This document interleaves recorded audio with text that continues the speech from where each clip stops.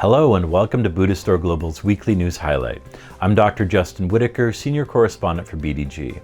This week we highlight the news around recent attacks on Asian Americans and Pacific Islanders, including reflections from Rev Marvin Harada, Bishop of the Buddhist Churches of America. For more on anti-Asian attacks, we'll look back on past reporting and features. We'll also look at our most recent editor's newsletter, the New Lotus, for further reflections. But first, the news. Rev Marvin Harada, who has been Bishop of the Buddhist Churches of America, or BCA, since April 2020, issued a statement this week addressing the recent rise in violence against Asians, including the killing of 6 Asian women in Atlanta, Georgia on March 16th. His statement, posted on Facebook on March 21st, is titled "A Reflection on the Rise of Asian Hate Crimes." Beyond this shooting, there has been a rise in anti-Asian rhetoric and violence in the United States and beyond in recent years, exacerbated by the spread of the SARS-CoV-2 novel coronavirus, labeled by some as the China virus. Attacks on individuals have been reported, along with acts of vandalism at Buddhist temples.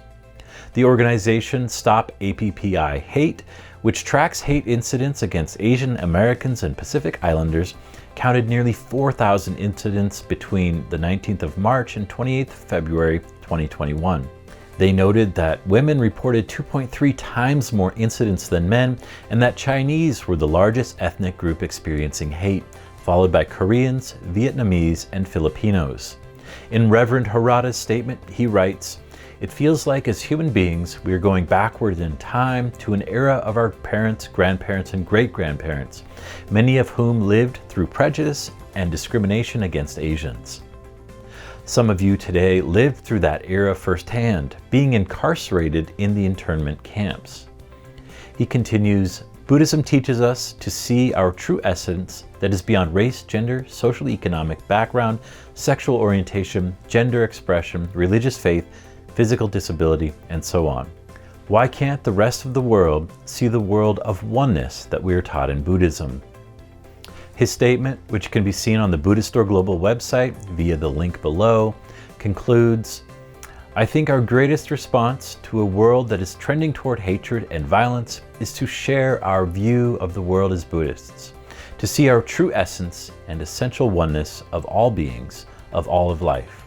As Shinran Shonin so eloquently expressed in his words, may the Buddha Dharma spread and may the world be at peace." To exemplify their beliefs in oneness and commonality, the Buddhist Churches of America and Rev Harada each issued statements last June in support of the Black Lives Matter movement. Likewise, Buddhistdoor Global has been covering both the Buddhist responses and actions over last summer's protests and the rise in violence against Asians and Pacific Islanders. At the end of February, Higashi Hongwanji, a Buddhist temple in Little Tokyo neighborhood of Los Angeles, was vandalized. In December of last year, we covered the reports that some 6 Buddhist temples around Los Angeles, California, had also been vandalized in just the previous month. And as early as last March, 3 different Buddhist places of worship in Montreal, Canada, were vandalized in what authorities suspect were anti-Asian hate crimes. As part of our response to this at Buddhistdoor Global, we have presented a Buddhistdoor view beyond boundaries, beyond fear, responding to a rise in hate, which addresses the general rise in hate crimes against the already misunderstood community of Asian Americans.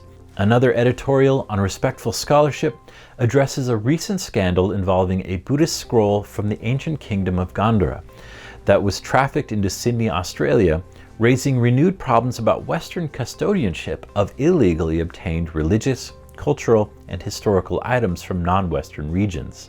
As we and others grapple with recent events, our most recent New Lotus newsletter reminds us that Asia's most universal and culturally diverse spiritual tradition, Buddhism, made its way to the West through 19th century imperialism and colonialism.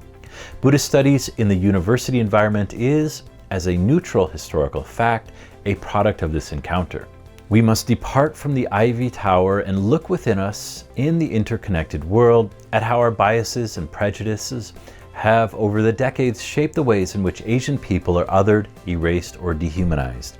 Extreme examples like violence or open discrimination are obvious, but the erasure of Asian voices lies on a spectrum. What are the implications of academic disciplines that do not face or rectify their Orientalist heritage? How often are certain fields consciously or unconsciously erasing or downplaying the perspectives and contributions of Asian scholars? What can be done to recenter Asian voices in Buddhist studies?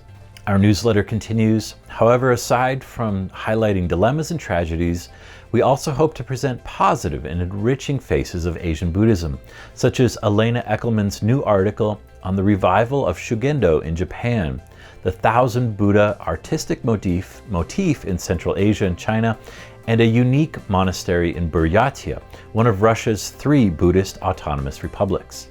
Finally, fitting for a renewed examination at Asian voices in modern and contemporary Buddhism, we look at the illustrious history of the Buddhist Publication Society in Sri Lanka, an institution which has shaped the Western reception of Buddhism since the 1950s. May the recent tragedies prompt action and thinking that lead to healing, better understanding, and justice. As always, we'll be watching to see what develops, and we will be certain to share what we learn with you along the way. If you have thoughts, questions, or insights you would like to share on this or any of our Buddhistdoor Global news highlights, please leave us a comment below. And as always, be sure to check out our website, Buddhistdoor.net, for more on this story, as well as other news and features about Buddhism around the world.